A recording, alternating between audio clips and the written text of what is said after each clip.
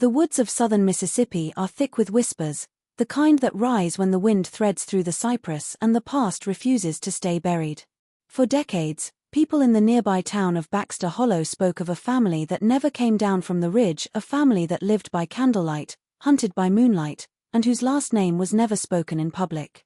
Their land was older than any map, their bloodline older still, and their story was one no one dared to trace too far back. It began, as most horrors do, with curiosity. A hiker stumbled upon a crumbling farmhouse half swallowed by vines and rot, where the air was thick with mildew and something else, something sweet and rotten. Inside, the walls were covered in photographs of faces that all looked the same: wide eyes, crooked smiles, and that same peculiar dimple under the left cheek. It was as if time had copied one person again and again, binding them in flesh instead of memory. When the sheriff arrived, he found a small grave behind the house marked with a wooden cross that bore two names, a boy's and a woman's, carved over each other, one nearly erased. The air hung heavy, the silence too deliberate, as if the forest itself knew what lay beneath. Old county records would later show that both names belonged to the same family, separated by 2 generations, and yet, the birth certificates told a story that defied nature itself. No one in Baxter Hollow would say it aloud at first, but the truth had already begun to seep through the soil. The man they buried was not just her grandson, he was her lover, her child, and the final link in a bloodline that had folded in on itself until it became something monstrous. The deeper they dug, the clearer it became. This was not just a case of sin or madness. It was devotion, twisted into something unrecognizable, something that should have died generations ago but instead took root, hidden in the woods, feeding on itself. Deep in the forgotten backwoods of Mississippi, there stood a stretch of land so overgrown and isolated that even hunters and loggers avoided it. Locals called it the Hollow, a place where sunlight seemed to dim too early and silence pressed heavy on the air. For as long as anyone could remember, one family had lived there, hidden from the world, the Corwins. Their small cluster of cabins sat behind a thicket of pine and swamp, reachable only by a narrow dirt path that ended abruptly at a rusted gate. No one in town could recall when the Corwins first arrived, nor did anyone remember seeing them leave. They kept to themselves, surviving off the land, trading rarely, and appearing in town only when winter pressed too hard against their fragile existence. Rumors surrounded the family like mist, thick and shifting. Children whispered about ghost lights flickering in their windows and how, on certain nights, strange cries echoed through the trees, not quite animal, not quite human. The older townsfolk spoke more carefully, recalling stories their grandparents told of a woman named Ada Corwin, the matriarch who believed the bloodline carried a sacred purpose. They said she shunned outsiders, forbade her kin from marrying anyone beyond their own, and spoke often of keeping the family pure so that the Corwins would never die out. As generations passed, the family became less a part of the town and more a shadow at its edge, the living embodiment of an unspoken superstition. From time to time, a newcomer would try to approach the property, a tax assessor, a missionary, a drifter looking for shelter, and each left uneasy, unsettled by the sight of those pale, expressionless faces staring back from the tree line. Some said the Corwins had the same eyes, a cold grey that caught light like glass, and a stillness that made one question whether they were watching or simply waiting. The sheriff's department had a file on them, thin and mostly rumor, containing a handful of missing person reports and notes from deputies who refused to go back. By the late 1980s, the family had become a local legend, a warning told to teenagers who strayed too far from home. But those who lived longest in Baxter Hollow remembered something else. The Corwins weren't always a mystery. There were records, birth certificates, marriage licenses, death notices, but they stopped abruptly after a certain year, as if time had simply stopped recording their existence. And when a faint wisp of smoke was seen rising from those woods on moonless nights, the townspeople looked away, pretending it was nothing. Because deep down, everyone in Baxter Hollow knew that some families kept secrets not out of shame, but out of habit, secrets buried so deep that even the earth refused to let them go. It was in the late summer of 1994 when Baxter Hollow's fragile peace began to crack. A 17-year-old boy named Luke Merrin disappeared after venturing into the woods near the Corwin property. He had told his friends he was going fishing along the creek that cut through the edge of the hollow, a place where the water turned black under the trees and the air smelled of damp moss. When he didn't return by nightfall, His father alerted the sheriff, and a search party was organized by dawn. At first, no one thought much of it. Boys went missing for a night or two all the time, chasing adventure or a dare. But when the dogs lost his scent near the old trail leading toward the Corwin land, unease rippled through the searchers like a chill wind. The Corwins hadn't been seen in town for months, and the locals spoke their name with careful hesitation. Sheriff Amos Clay, a man who had lived his whole life in Baxter Hollow, was reluctant to trespass on their property. He had been there once before, decades earlier, and he still remembered the uneasy feeling of eyes following him from the dark. Yet with a missing boy and a family whose silence had long gone unquestioned, there was no avoiding it now. The deeper the search team moved into the woods, the more they felt the air change, heavy, still, almost watchful. Broken branches marked the path, and bits of cloth caught in the thorns suggested someone had passed through recently. Then they found Luke's fishing rod, snapped clean in two, lying beside a muddy boot print that led toward the Corwin Ridge. When they finally reached the edge of the property, what they found unsettled them more than anything else. The cabins were silent, their windows boarded, and strange handmade symbols hung from the eaves, bundles of twigs tied with hair, feathers, and bones. There was a faint smell of smoke in the air, though no fire burned. The searchers called Luke's name, but the sound only seemed to echo back, hollow and distant. Sheriff Clay knocked on the main door and waited, listening to the creak of something moving inside.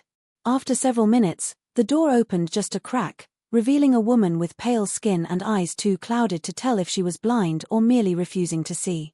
She said no one named Luke had ever come there, that they didn't take visitors, and then shut the door without another word. The sheriff marked the site and promised to return with a warrant, but he never did. Something about that place seemed to resist intrusion, as if the woods themselves conspired to keep its secrets. Luke Merrin was never found, and in Baxter Hollow, people stopped walking too close to the ridge after dark. They said the forest took him, but deep down, everyone suspected the same thing, that the Corwins had finally claimed someone from outside their blood. Days after the disappearance of Luke Merrin, Sheriff Amos Clay returned to the Corwin property with a team of deputies, determined to uncover what lay beyond those rotting gates. The morning air was thick with fog, the kind that swallowed sound and made even the birds fall silent. As the men pushed deeper into the woods, the terrain changed, the ground soft with years of decay, the trees gnarled and leaning like they were guarding something sacred. The cabins appeared slowly through the mist, not as homes but as remnants of something once human. Their walls were sagging, roofs caved in, and yet faint trails of smoke still lingered in the air, as if the place refused to die completely. They split up, each deputy assigned to a different structure. What they found inside those cabins turned curiosity into dread. The rooms were filled with relics, old family photographs nailed to the walls, most of them fading and water-stained, yet all showing faces disturbingly alike. Shelves were lined with jars of murky liquid containing what looked like preserved animal parts, and in one corner stood a cradle, though no child had likely slept there for decades.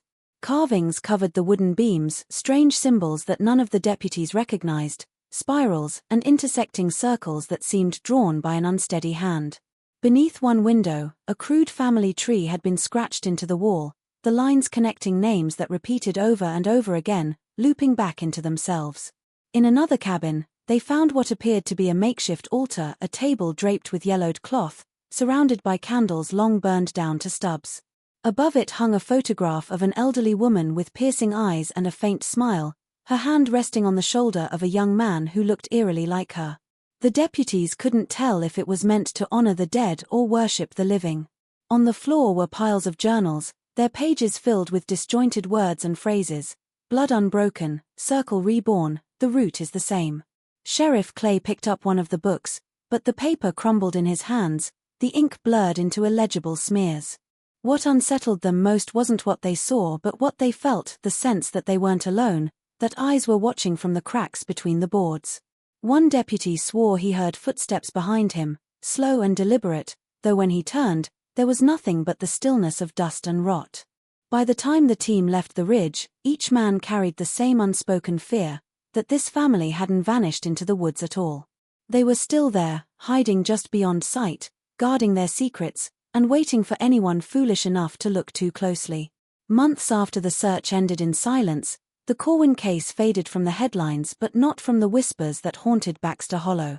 It might have stayed buried if not for a woman named Ellen Price, a genealogist from Jackson who came to the county courthouse to digitize old birth records. She wasn't a detective or a journalist, just a quiet researcher fascinated by small-town histories and forgotten families. But as she combed through the fragile pages of yellowed registries, she noticed something strange, a pattern that didn't make sense. The Corwin family name appeared over and over again, across nearly a century of records, but the dates and relationships didn't add up. Mothers were listed as being only a few years older than their supposed children.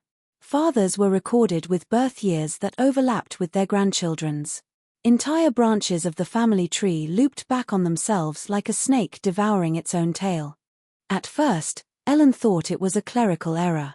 Rural records from the 1900s were often inconsistent, handwritten by county clerks who barely knew how to spell. But the deeper she dug, the more deliberate it began to look. The same first names repeated every generation: Ada, Samuel, Clara, Ruth, as if the family had run out of names to give or refused to invent new ones. In some cases, a child's birth certificate listed no father at all, and in others, the father's name was the same as the grandfather's, though the ages made such a connection impossible. When Ellen compared the documents side by side, she realized the entire Corwin lineage had been rewritten multiple times, as if someone wanted to erase the boundary between who begot whom. Curiosity soon turned into obsession. She traced land deeds, church registries, and even baptismal logs, only to find that the Corwins had long ago stopped attending services or registering their births publicly. The last official record came from 1968, a birth certificate for a boy named Henry Corwin, signed by a midwife who disappeared 2 years later without explanation. That document alone carried a peculiar detail: the signature of a guardian listed as Ada Corwin, though public death records showed an Ada Corwin buried in 1941. Ellen double-checked it again and again, but the ink and handwriting matched perfectly. Her findings unsettled the clerk's office, and when she brought the documents to the sheriff, he dismissed it as superstition. But that night, Ellen couldn't sleep. She kept picturing those looping family lines, the names folding into each other, erasing time and identity until everyone was the same person. She didn't know it yet, but she had uncovered the first trace of a truth so grotesque it would pull her into the very heart of the hollow, a place where blood had become its own religion. It wasn't until months after Ellen Price's unsettling discovery that the county coroner's office received a set of DNA samples that would unravel the final veil surrounding the Corwins. During the renewed investigation into the missing boy, fragments of human remains were unearthed near the old Corwin property, a partial skeleton buried shallow under wet earth, its bones too eroded to identify by sight. Sheriff Clay, reluctant but bound by duty, ordered forensic testing. What came back from the state lab would shock even the most skeptical investigators. The DNA results were a genetic nightmare, a tangled web of identical strands looping across generations, showing levels of inbreeding so extreme that the relationships between family members became indistinguishable. It was as if the entire family shared the same genetic fingerprint. Among the remains, 2 particular profiles stood out, one belonging to the elderly woman believed to be Ada Corwin, and the other to a man no older than 30. But what baffled the analysts was the relationship between the two. The younger man was not just Ada's great-grandson, as local records had suggested, but also her direct offspring. The genetic markers confirmed that he was both her son and her descendant through multiple generations. Every natural boundary that separated parent, child, and grandchild had collapsed into one horrifying lineage. The discovery implied that the Corwins had been breeding within their own bloodline for decades, perhaps even a century, until ancestry itself lost meaning. When the results reached the sheriff's office, Clay refused to believe them at first. He drove back to the hollow, hoping to find something that would make sense of it all, but the cabins were already collapsing into themselves, as though nature was trying to reclaim what man had defiled. Ellen accompanied him, carrying copies of the DNA charts and birth certificates. Together they stood in the remains of the main cabin, the air damp and sour, the walls still bearing faint outlines of that hand-carved family tree. The names and lines etched there mirrored exactly what the DNA confirmed, the same names looping endlessly in circles, each generation folding into the last. For Ellen, the revelation was both scientific and spiritual horror. She understood then that this wasn't merely a family cursed by madness or isolation. It was a system, a belief rooted so deeply that it became its own twisted order, one that saw purity in decay and immortality in repetition. The Corwins hadn't been hiding from the world out of shame. They had been preserving themselves in the only way they believed would keep their blood alive forever. What they left behind wasn't just evidence of incest, but proof of a legacy built on the destruction of identity, a family so consumed by itself that it had erased the line between creation and corruption.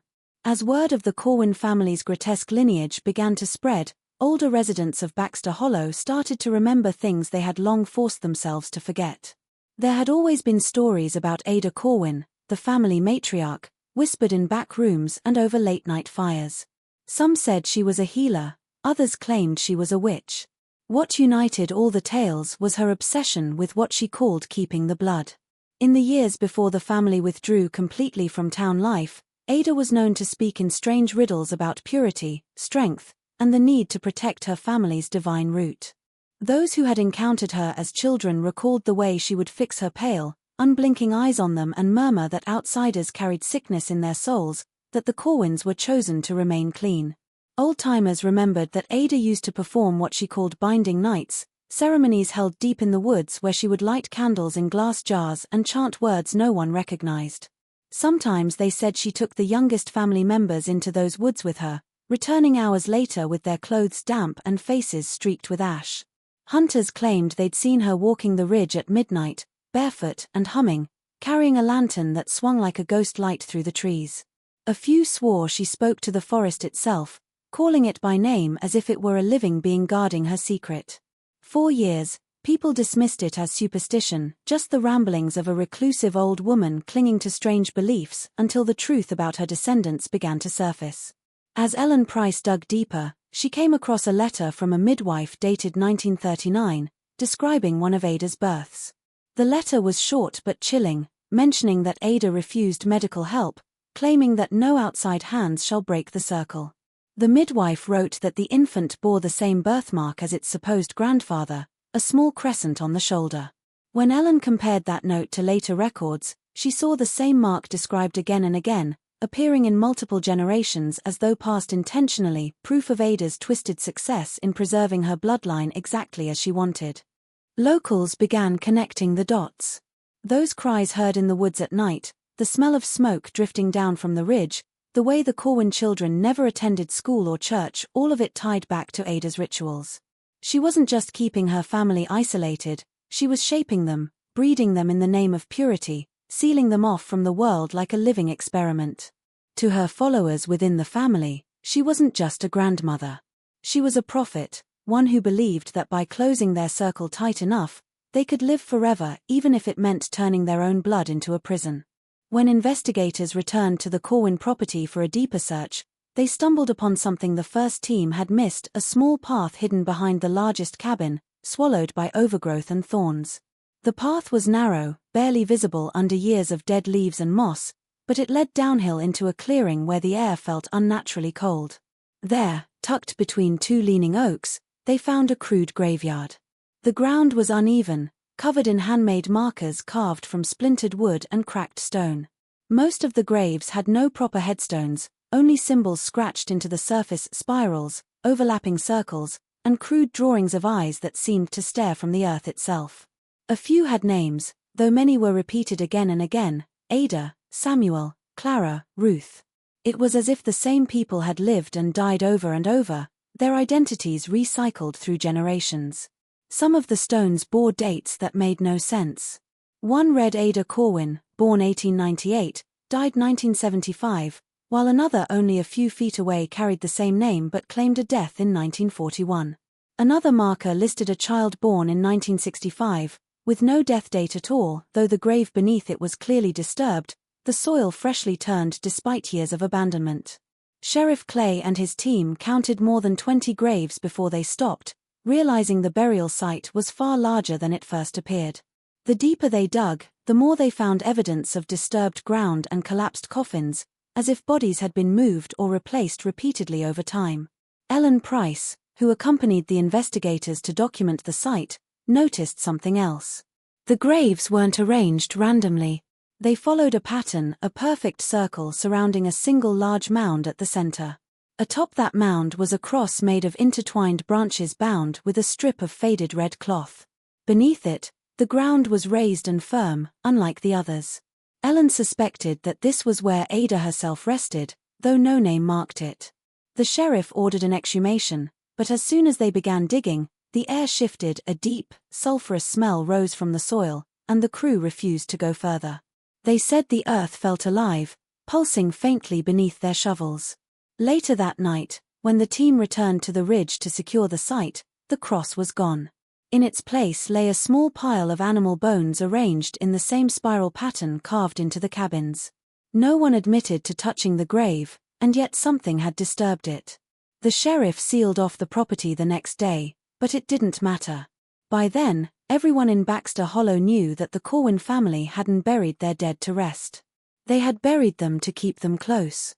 After the discovery of the hidden graveyard, the authorities widened their search to include anyone still living with ties to the Corwin name.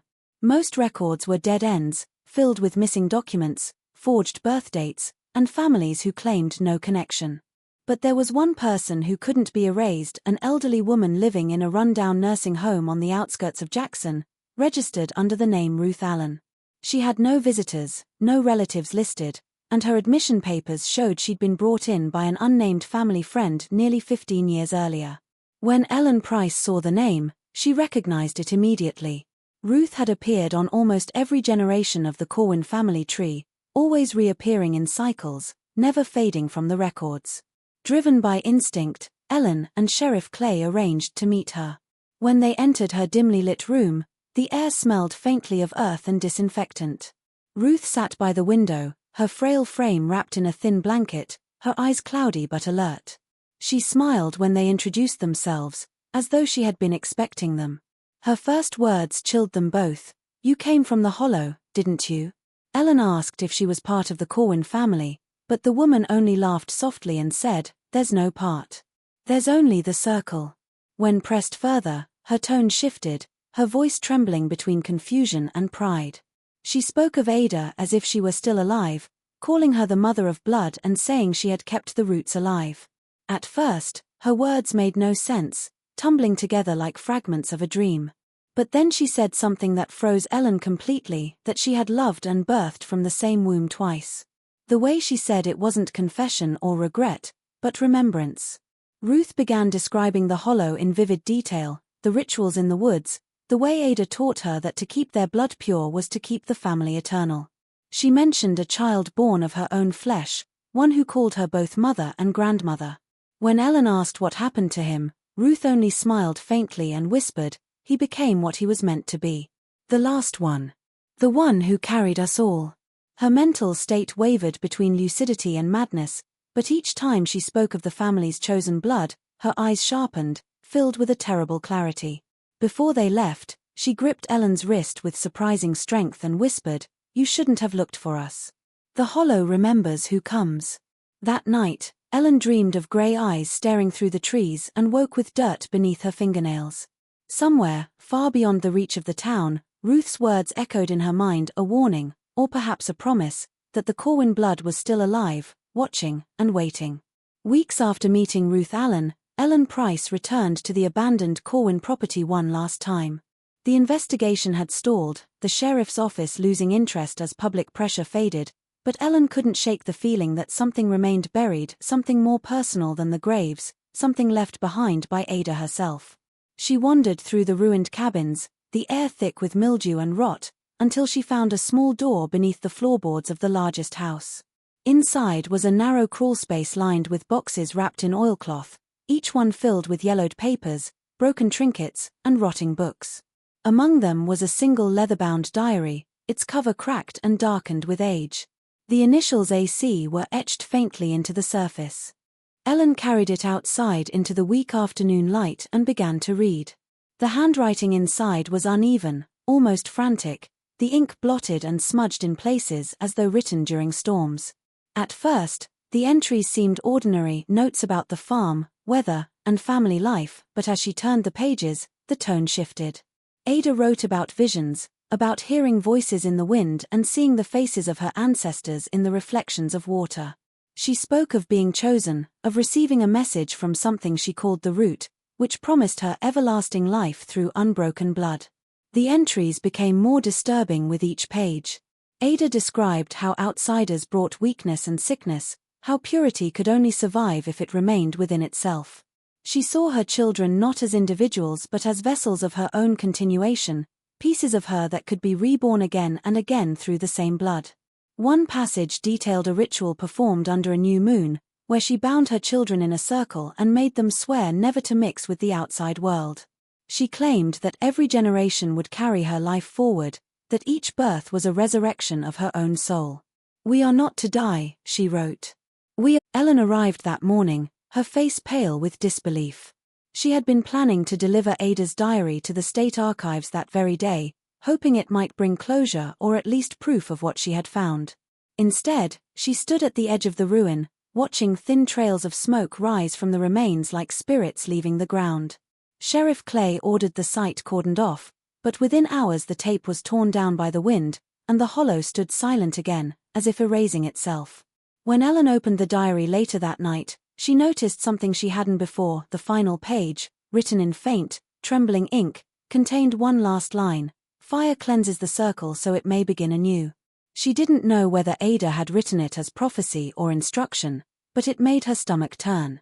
In the weeks that followed, the ashes cooled, and the investigation officially closed. Locals claimed the fire was an accident, though none could explain how it began. Yet, even after the land was declared barren, hikers swore they still saw light flickering through the trees at night, small, steady flames that burned without smoke, always in the same circular pattern. The Corwin name faded from record once more, but for those who had seen the hollow, the silence that followed felt less like an ending and more like a pause, as if something buried there had merely gone quiet, waiting for the next spark to wake it.